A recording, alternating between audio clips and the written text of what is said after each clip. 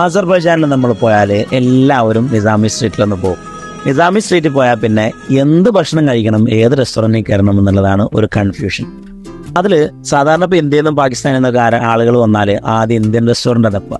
നമ്മൾ ഇത്രയും ദൂരം വന്നിട്ട് ഇന്ത്യൻ ഭക്ഷണം കഴിക്കാനല്ലല്ലോ. ഇവിടുത്തെ സൂപ്പർ ഈ നാട് തന്നെ ഫേമസ് അതിൻ്റെ ഇറച്ചിക്കും മീനിനും അതുപോലെ തന്നെ അതിൻ്റെ ആടിനും ഒക്കെയാണ്.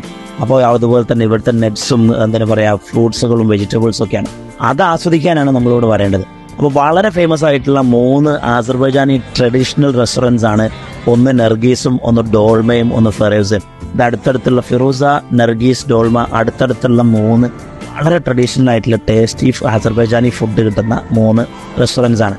പിന്നെ നമുക്ക് സീ ഫുഡാണ് നമുക്ക് ഇഷ്ടമെങ്കിൽ അടിപൊളി ഒരു ഓപ്ഷനാണ്. നമുക്ക് കാസ്പിയൻ സീയുടെ തീരത്ത് നമുക്ക് ഇരുന്നിട്ട് അടിപൊളിയായിട്ട് പൊരിച്ചതും ചുട്ടതുമായിട്ടുള്ള മീൻ അടിക്കാനുള്ള സ്ഥലമാണ് ദരിയ എന്ന് പറയുന്നത്. തിരിച്ചു വരാൻ നമുക്ക് നിസാമി സ്ട്രീറ്റിലേക്ക് തന്നെ ഭക്ഷണം കഴിഞ്ഞിട്ട് ഭക്ഷണം എന്തെന്ന് പറയാം സ്വീറ്റ്സ് കഴിക്കണമെങ്കിൽ ഇതാ ഇവിടെ പോയാൽ മതി.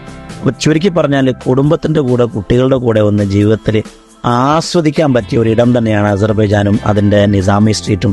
ശരിക്കും എന്തെന്ന് പറയാൻ ലൈഫ് സ്റ്റൈലിൻ്റെയും ഒരു മനുഷ്യന് വേണ്ട എല്ലാം കിട്ടുന്ന ഒരു super duper world class life style. Food ലവേഴ്സിനെ കുറിച്ച് പിന്നെ പറയേ വേണ്ട, വേഗം ഇങ്ങോട്ട് കയറിപ്പോരി.